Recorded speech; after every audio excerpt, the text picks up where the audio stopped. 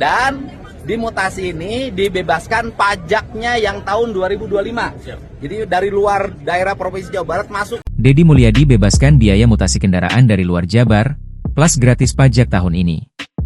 Dinas Pendapatan Pemprov Jawa Barat membebaskan biaya mutasi, biaya balik nama dan pajak kendaraan tahun 2025 bagi kendaraan luar provinsi yang mutasi ke Jawa Barat. Program ini berlaku untuk kendaraan perorangan, perusahaan swasta, maupun pemerintah.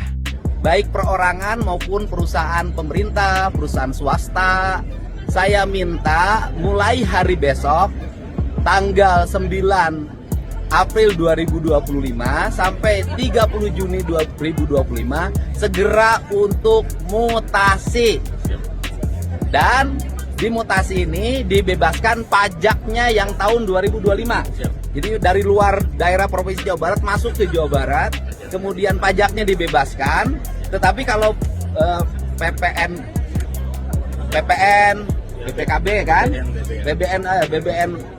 PKB ya, pajak kendaraan bermotornya, BPKB-nya, terus kemudian STNK-nya tetap bayar karena itu bukan ranahnya pemerintah provinsi, ya kan? Tetapi yang hari ini ada kabar gembira bagi warga Jabar. Bagi yang mutasi kita bebaskan pajak kendaraan bermotornya tahun 2025 dan biaya balik nama kendaraan (BBN), kata Gubernur Jawa Barat, Deddy Mulyadi melalui unggahan di akun media sosialnya dan dikonfirmasi kompas.com, Selasa, 8 April 2025, pagi.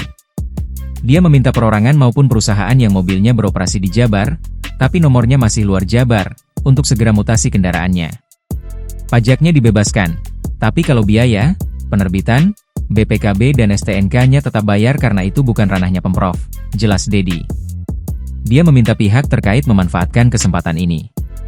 Jangan sampai, kata Deddy, kendaraan beroperasi di Jabar, bahkan merusak jalan di Jabar tapi bayar pajaknya di provinsi lain.